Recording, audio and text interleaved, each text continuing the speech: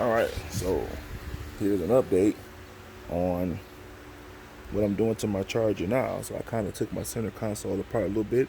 That's why I built it that way, because I knew that at some point I would be doing the radio thing. So what I did was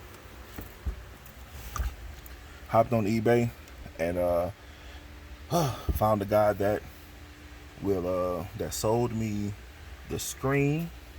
Oh, sorry about that. Sold me the screen, the RB5 radio with navigation. I had to order this part from a different place because I had contacted the guy. He was pretty good about communicating, and he let me know that he didn't have this climate control because, as you see on the front of the RB5, you got this SD card slot.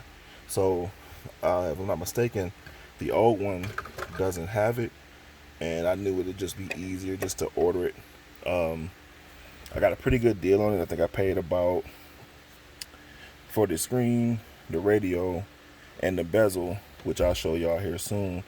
It was like 900 shipped, and he shipped it to me, and he shipped it pretty quickly. I got it in a couple of days, and I just hooked it up today to test it out.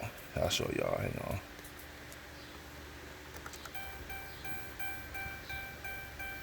And boom.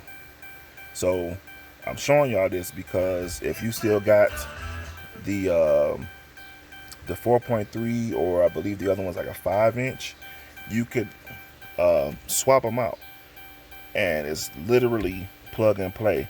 Now the only thing I'm getting ready to do is, I haven't tested it out yet, but I took a video of it. I did buy a GPS sensor. Of course mine didn't have it because it's the Pursuit. So I got a GPS sensor to connect on the backside of the RB5 radio to see if it's going to pick up satellites and give me actual navigation. As you can see, the navigation is working, but it's not picking up any satellites because there's no GPS sensor. Also, I don't have that pesky 22 degrees thing up there. To be honest with you, everything I read, I don't know why mine isn't given that 22 degrees thing, because there isn't an automatic sensor in here, not that I know of. Well, I looked at the build sheet for my car, and it doesn't.